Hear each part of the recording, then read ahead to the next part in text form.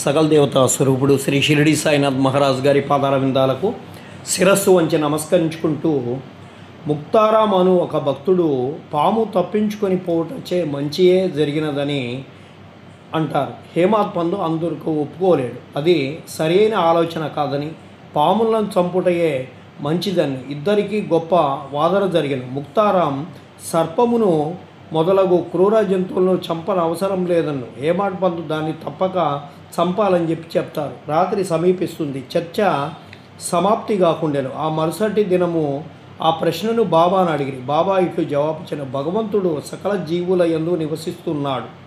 అవి సర్పము కానీ తేలు కానీ కానిండు.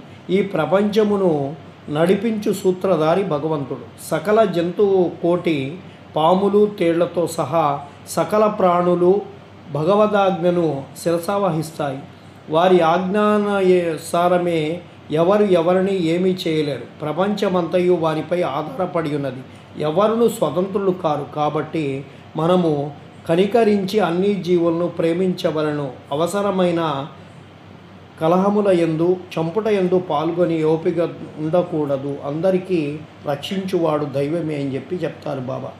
నిజంగా జీవుడు త్రిగుణాలకు అనగా సత్వ రజ స్తమో గుణాలకు అతీతుడు. కానీ ఏమి మాయచే కప్పబడి వారి నైజమగు సచ్చిదానందమును మరచుచు తాను శరీరమే అనుకుంటూ అట్టి భావనతో తానే చేయువాడు అనుభవించువాడి అని అనుకుంటూ లెక్కలేని బాధలలో చిక్కుకొని విముక్తిని గాంచలేకున్నాడు.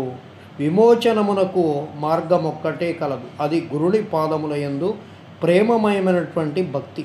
గొప్ప నటుడగు సాయి తన భక్తులను వినోదింపజేసి వారిని తమ నైజములోనికి మార్చదు. ఇంత పూర్వం చెప్పిన ప్రకారమే మేము సాయిని భగవంతుని అవతారముగా ఎన్నుకున్నాం. కానీ వారెల్లప్పుడూ తాము భగవంతుని సేవకుడని మాత్రమే చెప్పేవారు.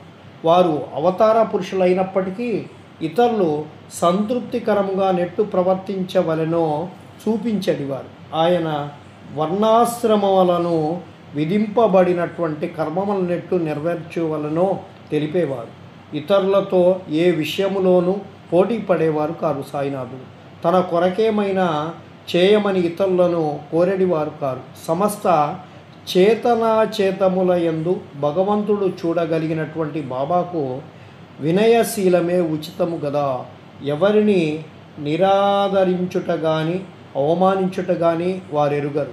సమస్త జీవులలో వారు నారాయణుని గాంచేవారు. నేను భగవంతుడను అని వారెన్నడూ అనలేదు. భగవంతుని విధేయ సేవకుండని బాబా చెప్పేవారు. భగవంతుడిని ఎల్లప్పుడూ తలుచువారు. ఎల్లప్పుడూ ఆ భగవంతుడే సర్వాధికారి అని చెప్పి అంటూ ఉండేవారు. ఏమి తన యోగుల నెరుగరు. వారెట్టు ప్రవర్తించదరో ఏమి చేసేదరో ఎట్టు తినేదరో తెలియదు. భగవత్ సాక్షాత్కారం వల్ల అవతరించినటువంటి జ్ఞానులను అజ్ఞానులకు బద్ధజీవులకు విమోచనము కలుగజేదరని మాత్రము తెలియదు. మన పుణ్యమేదైనా ఉన్నచో మహాత్ముల కథలు లీలలు వినుట కుతూహలము కలుగును. లేనిచో నట్టు జరగదు. ఇక ఒకనాడు